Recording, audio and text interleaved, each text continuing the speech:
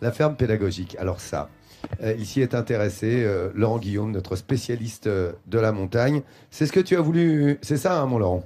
Et oui, c'est ça. Et tu sais, la rubrique s'appelle Vue d'ici. Bah tiens, regarde, vue d'ici, ce qu'on voit. C'est beau. Ça, c'est le massif du Sancy. Donc, c'est le plus haut sommet d'Auvergne, du massif central, avec ses 1886 mètres. Mais moi, je vous emmenais à la Bourboule, sur les hauteurs de la Bourboule, du côté du versant nord. Et là, vous allez rencontrer Jean-François. Jean-François, il était cadre supérieur dans une usine d'embouteillage. Vous savez que c'est le pays de l'eau minérale ici.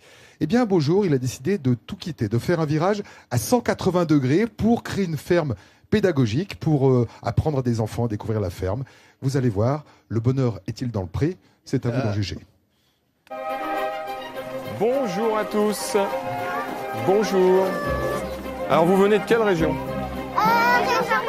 Région parisienne. Alors cet après-midi, on a envie de vous faire découvrir notre métier et pour vous le faire découvrir, on va vous le faire faire. Le métier, c'est chevrier et non plus directeur de l'usine d'embouteillage d'un géant de l'agroalimentaire. Pour faire sa métamorphose, Jean-François n'a parcouru que quelques kilomètres. Mais il est aussi passé par pas mal de moments d'angoisse, de questionnement. Normal, quand il s'agit de concilier revenus convenables pour la famille, même largement diminués, et passion à vivre. Et point. Ok. Par exemple, celle d'enseigner, longtemps contrarié. C'est un métier que j'aurais beaucoup aimé, ouais. Dans des métiers style éducateur, ou ouais, ça m'aurait énormément plu. Ouais. Énormément plu. D'accord, ça marche. J'ai pas fermé mes doigts encore. Maintenant que le lait il est prisonnier, je serre mon poing.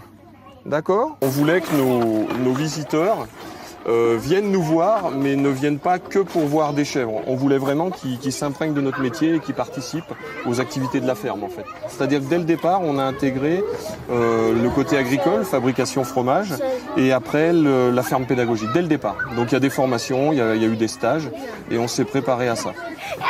Et puis on a commencé tout de suite. Alors évidemment, il y avait moins d'enfants, moins de monde. Il a fallu un petit peu de temps pour que le bouche à oreille se mette en place. C'est vrai que c'est une ferme, mais c'est vrai que j'ai tendance à la gérer comme si j'étais encore dans l'industrie. Donc j'ai toujours mes petits tableaux sur ordinateur, c'est moi qui fais la compta. Ouais, ça ressurgit de temps en temps, enfin pas de temps en temps, ça ressurgit parce que je pense que quelque part ce métier-là, il est encore là et j'en ai besoin. Et puis même, de toute façon, aujourd'hui, une ferme, c'est une gestion d'entreprise pure et dure. Hein. Allez, on y va. C'est bien, mais super. Ok, d'accord. Il fallait passer un diplôme d'État, donc c'était une formation de 3 ans. Donc je suis retourné un petit peu à l'école. Et donc je me suis installé.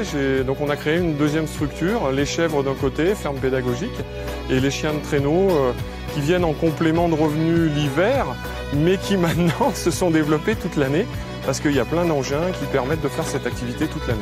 Ah, quelle heure? Ok. Oh. Alors c'est pas facile parce que il a fallu plusieurs années. Hein, il faut la chèvrerie 5 ans pour qu'elle soit viable. Le diplôme de musher 3 ans. Donc tout ça, ça fait 8 ans pour les 2 projets. Donc ça s'est pas fait en un jour. C'est sûr qu'aujourd'hui, c'est du bonheur. Enfin, pourvu que ça dure, rien n'est acquis. Hein.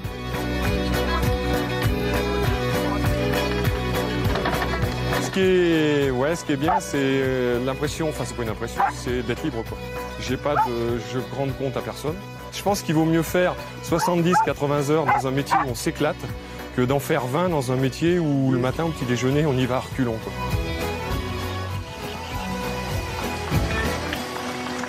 Et il a tout compris, Jean-François. Enfin, il a tout compris, mais il faut pas imaginer que c'est facile de changer de vie, hein, de faire un virage à 180 degrés comme ça, surtout que l'agriculture, même si elle est très présente dans cette région, c'est pas un métier facile. Alors lui, ce qu'il y a de bien, c'est que comme il a des connaissances de chef d'entreprise, il a adapté des méthodes, il l'a dit dans le sujet, à la gestion de sa petite ferme pédagogique. Et puis, il touche un peu à tout, au chien de traîneau. Mais il faut quand même se lever pour s'occuper des chèvres, et c'est pas Laine Gâteau qui va nous dire le contraire.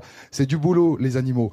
Alors, finalement, ce massif du Sancy, il est tellement attrayant qu'il peut avoir des effets secondaires forts, mais bénéfiques. Et puis quand on réussit ce changement de vie, quand on se retrouve dans cette région, on peut tout simplement se demander si c'était pas ça la bonne direction. Et je pense que c'est celle-ci qu'il a trouvée. Voilà. Merci Laurent. Regardez, je peux presque le tenir, Laurent. Vous voyez, regardez. Salut. Regardez cette image incroyable. Je suis pas très loin, mais c'est bien ici. Au bout de ma main. Voilà. Merci pour l'effet, Laurent Dôme. Vous voyez cette vue que nous avons ici. Et vous avez compris que En fait, dans Midi en France, on vous fait, vous l'avez vu tout à l'heure avec Bess, vous venez de le voir avec le reportage de Laurent Guillaume, on vous fait pénétrer dans ces petits villages, dans toutes ces spécificités, tout ce qui fait que cette France est si attirante et tant visitée, 82 millions de visiteurs par an. Eh bien, Midi en France, on permet d'être en immersion dans ces petits villages et auprès de ces artisans locaux.